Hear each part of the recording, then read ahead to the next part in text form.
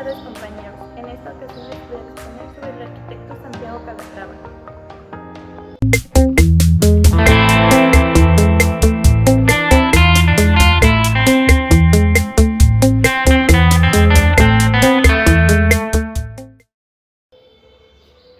El arquitecto español Santiago Calatrava nace en Benimaclet, Valencia, en 1951.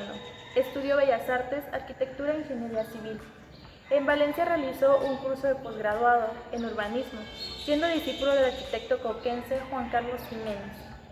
Es conocido sobre todo por su obra arquitectónica, pero también se ha dedicado a la escultura.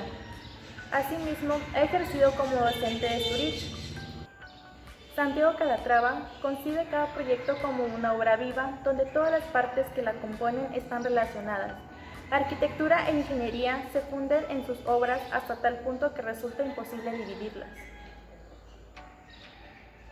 La obra de este arquitecto valenciano es fundamental porque sintetiza el pensamiento del escultor, del arquitecto y del ingeniero, lo cual viene con una completa formación.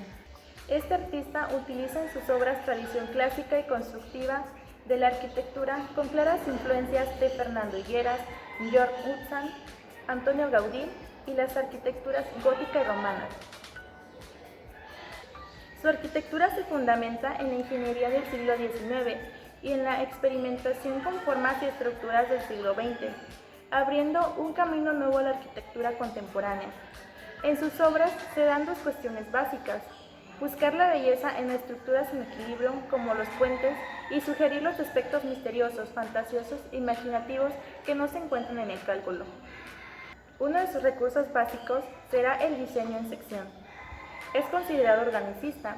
En cuanto a fuentes de inspiración, podemos decir que es la naturaleza en sí y los esqueletos humanos.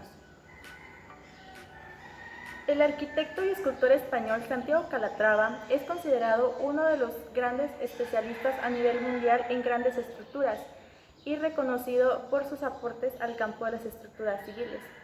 Calatrava convierte las estructuras de sus edificios en elementos esenciales y no las oculta como muchos otros. Destaca la ligereza de estructuras y el uso de formas aerodinámicas que surgen de la imaginería tecnológica y de la aerodinámica de los años 50.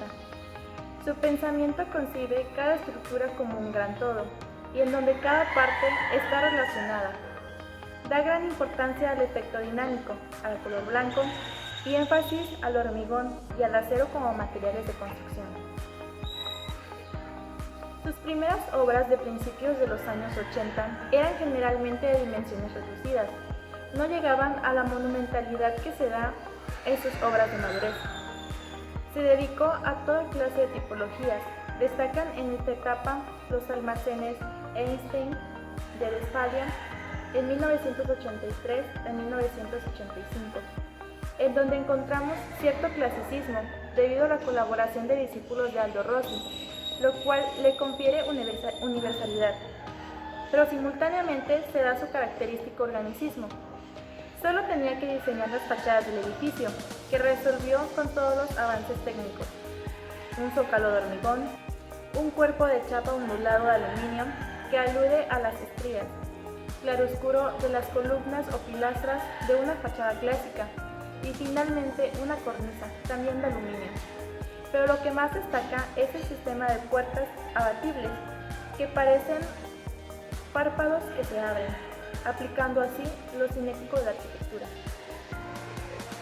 La estación de ferrocarril Steinhofen de Zurich, de 1983 a 1990, sigue un trazado curvado, y es donde más se muestra la influencia de Gaudí, pues las columnas se inclinan para acercarse a las líneas de carga, para recordar las arquitecturas subterráneas.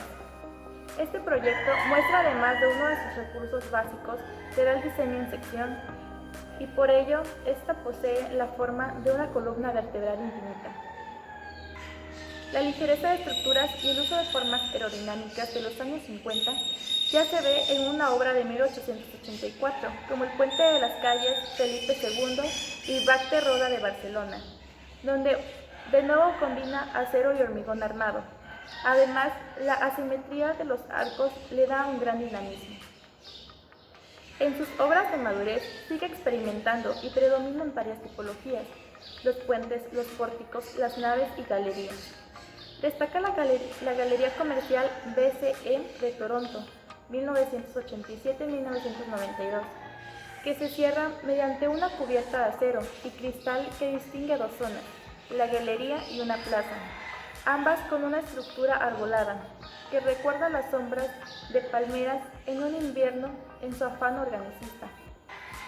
Lo que más llama la atención es que completa una catedral, la de St. John de Devine en Nueva York, en 1991.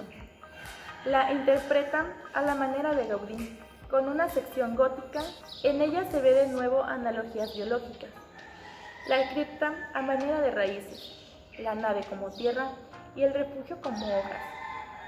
Igual que Leduc, piensa que mucho del pensamiento constructivo radica en el gótico. Su proyecto para el aeropuerto de Bilbao, 1991, es una metáfora del movimiento de un pájaro con las alas desplegadas. También ha desarrollado una tipología curiosa, los pabellones con cubierta móvil, como el pabellón de Kuwait que realizó en 1992 para la Expo de Sevilla, así como la torre de telecomunicaciones Nemontjuïci, 1989-1992. Esta última, con un fuste inclinado, tiene similitudes antropomórficas y recuerda un reloj de sol gigante. En cuanto a los puentes, antes de realizar los primeros, ensayó las estructuras con esculturas, siendo puentes como esculturas o esculturas que a mayor escala se convierten en puentes. Ha proyectado muchísimos, pero destacan tres: el puente sobre el río Támesis en Londres, 1990, con un arco parabólico que llegaría hasta la base y una sola viga en forma de tubo en acero. En Luisiana, 1988-1991, en el que la repetición de los elementos sustentantes contrasta con el gigantesco arco. Y el puente del Alamillo para la Expo de Sevilla, con un mástil asimétrico gigante e inclinado y un haz de cables. Debía haber uno igual al otro extremo del río, pero solo se realizó uno y la vía que los uniría. Tiene una calzada central para los viandantes y dos laterales para los coches. En cuanto a sus proyectos más recientes, destaca sobre todo el Estadio Olímpico de Atenas 2004, que le ha asegurado un gran éxito profesional y en el que de nuevo se observan las notas claves de su arquitectura. También una de sus últimas realizaciones más destacadas es la Ciudad de las Artes y las Ciencias de Valencia, 1989-2005, en colaboración con Félix Candela. En este último, cada uno de los edificios proyectados tiene su propio concepto y responde a diferentes funciones. Sin embargo, todos están trabajados con los mismos materiales o los mismos colores, por lo cual se puede entender el proyecto como un todo. Además, grandes espejos de agua unifican todas las partes y les dan un sentido común a la obra. Se compone de los siguientes espacios: Palau de les Arts Reina Sofía. Es el edificio principal del conjunto. Se ubica sobre el margen occidental del eje y constituye un mito urbano majestuoso. Losas en voladizo sobrevuelan a distintas alturas y se unen mediante escaleras ocultas entre las cáscaras metálicas laterales, además de los ascensores con vistas panorámicas a la ciudad. La cubierta o pluma es el elemento estructural más espectacular, con 230 metros de longitud y más de 70 metros de altura, mientras las dos cáscaras que abrazan el edificio exterior están construidas en acero laminado con un peso aproximado de 3.000 toneladas, revestidas por el exterior con recubrimiento cerámico. Lumbraco. Se trata de una estructura alargada que conforma un espacio al aire libre. Mediante arcos fijos y flotantes se genera una zona desde donde puede apreciarse toda la Ciudad de las Artes. Su interior alberga toda clase de vegetación propia de la zona valenciana, así como también un paseo de esculturas contemporáneas. Su estructura se asemeja a una celosía, con sucesión de 55 arcos fijos y 54 flotantes metálicos. La altura máxima desde el pie de los arcos fijos hasta la clave de los flotantes es de 18 metros. El paseo cubre su pavimento con madera de teca, una madera de origen tropical adecuada para su instalación en espacios exteriores, ya que soporta las agresiones del viento y la lluvia con un desgaste mínimo. Le Mestec. Esta creación de Calatrava se ha convertido quizás en una de las más representativas de la ciudad de las artes y ciencias. Su aspecto peculiar y claramente semejante a un globo ocular la han puesto en el centro de la escena. Situado al frente del umbraco, se encuentra flanqueado por dos estanques rectangulares al norte y al sur. El edificio consta de una estructura de hormigón armado, excepto la cubierta que es metálica, asentada sobre una cimentación de base de pantallas y losas de gran canto. La esfera está compuesta de hormigón puntado sobre estructura formada por meridianos metálicos. La rigidez de la estructura se logra mediante los muros de hormigón armado, que cierran la esfera por la zona de acceso y a través de los forjados de las distintas plantas de las vigas inclinadas del granerío. La cubierta metálica está compuesta por 5 arcos rebajados de sección cajón que se apoyan sobre trípodes de hormigón armado en sus extremos. Los arcos están unidos entre sí mediante perfiles laminados y vigas de cajón curvas. Los materiales de revestimiento se utilizan buscando el equilibrio de las superficies de hormigón y el uso del edificio. L'Oceanographic. Su cubierta en forma de nenúfar es una obra del arquitecto Félix Candela, con colaboración de CMD Ingenieros. Está constituido por paraboloides hiperbólicas construidas en hormigón. Esta cáscara envuelve muros vidriados que son el cerramiento del volumen. Museu de les Sciences Príncipe Felipe. Cuenta con 40.000 metros cuadrados distribuidos en 3 pisos. Su imagen exterior aparenta ser el esqueleto de un animal prehistórico, o quizás una enorme ballena. Su aspecto lúdico y descontracturado llama la atención tanto como esos enormes huesos que lo acuñan. Su diseño está basado en la repetición asimétrica de la estructura con forma de costillas. Estas costillas metálicas blancas están unidas mediante elementos horizontales, longitudinales, que envuelven la fachada acristalada.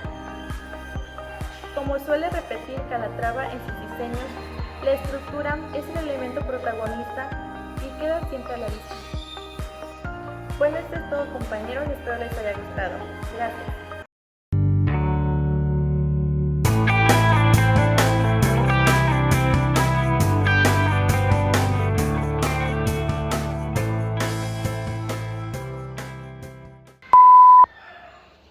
En el diseño, en sección.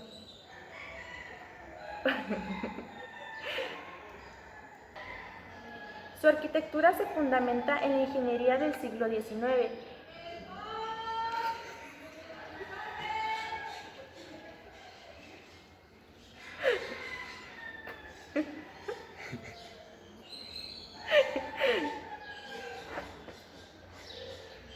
Su arquitectura se fundamenta.